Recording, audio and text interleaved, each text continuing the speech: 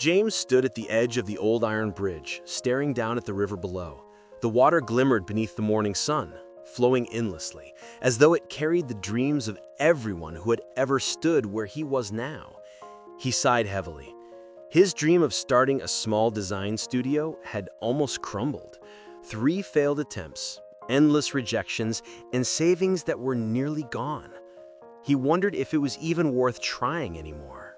Thinking of jumping? A cheerful voice asked behind him. Startled, James turned around. A woman about his age, maybe late 20s, stood there with a warm smile. She had short brown hair and bright eyes that seemed to hold both mischief and wisdom. "No," James replied quickly. "Just thinking," Good. she said, walking closer and resting her hands on the rail. Because rivers may carry away sorrows, but they don't solve problems. James let out a small laugh despite himself.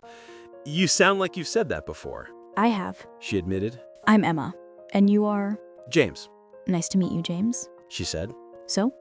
What's weighing you down so much that you're standing here like a lost poet? He hesitated, then sighed. Something about her presence made it easy to open up. "I've been trying to start my own design studio. Everyone says they believe in me, but investors turn me away. I've failed 3 times already. I'm tired of trying." Emma studied him for a moment. You know, people talk a lot about failure as though it's the opposite of success. But in truth, failure is part of success. Every bridge is built on trial and error. James frowned. "That sounds nice, but it doesn't change the fact that I'm broke." Emma chuckled softly. I used to be a musician. I dreamed of playing concerts, recording albums, making a life out of music. I failed, James, more times than you can count. For years, I played in cafes and subways, barely earning enough for rent. One day, I quit. "Then how are you so hopeful?" James asked. Because quitting gave me space to realize something. My dream wasn't just about performing music, it was about touching people, inspiring them. I became a music therapist. Now I work with children who struggle to speak, and music helps them find their voices. I didn't lose my dream, James. I just found another way to live it. James was silent for a while, listening to the river flow. Emma's words settled deep inside him. "You think I should give up design?" he asked carefully. Emma shook her head. No, but maybe you should shift how you see it.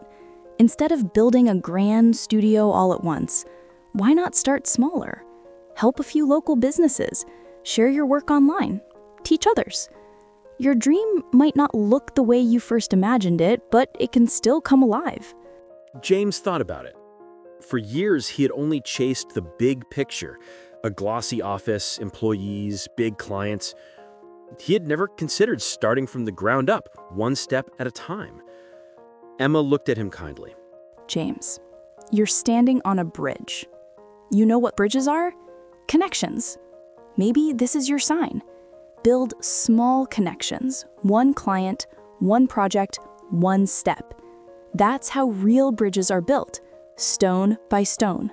For the first time in weeks, James felt a spark inside him. Small, but alive. He turned to Emma.